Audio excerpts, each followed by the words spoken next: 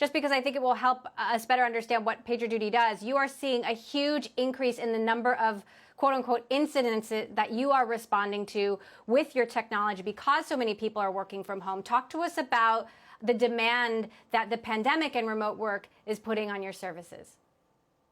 Well, thanks so much for having me again, Emily. It's great to see you. Look, I think what's happening is we're all living, working, and learning online. That's putting a tremendous amount of pressure on online businesses, whether you're Zoom and you're supporting the entire world in engaging via video, or you're Peloton, and a lot of people have moved to on-demand exercise. And what that means with more traffic on these platforms is they're experiencing more unpredictable, unexpected challenges, and that's normal. But when you see such an abrupt or quick increase in traffic, you also tend to see an increase in incidents. And the challenge is incidents are not necessarily a site going down or something going dark.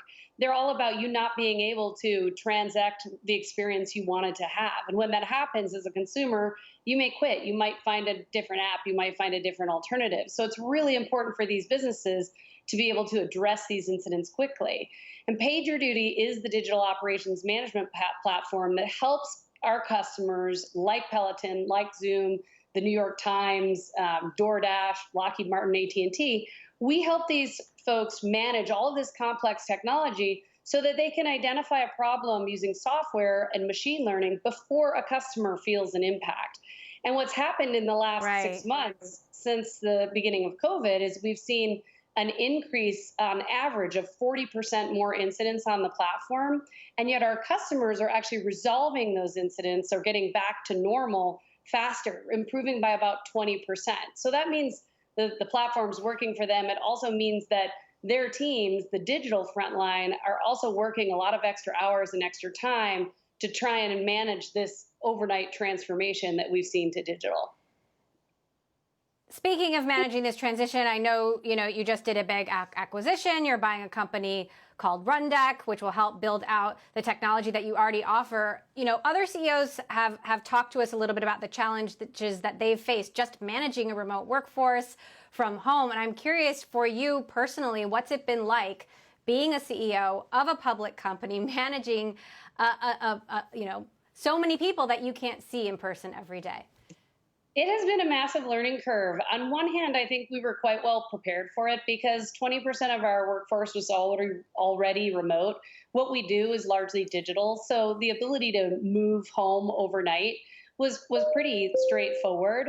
I think the bigger challenge is that it's been much harder to change your processes around things like hiring executives, or to your point, we acquired a company without me being able to visit them in their offices, which felt a little unusual. So you have to change your diligence processes. You really have to adapt such that you feel like you can really get to know that new executive or that new team really well, even if you can't see them in person. And I did make a road trip to sit down at a picnic table, socially distanced, with Alex Honor, the co-founder of Rundeck, to help us build that partnership. So we've also, had to try and tweak things to make it work. I will tell you that it's also put a lot more onus on us communicating much more regularly with our teams, with our customers, with our employees, so that you have that constant connection. And as a mom, I used to travel quite a bit for work, more than 50% of my time.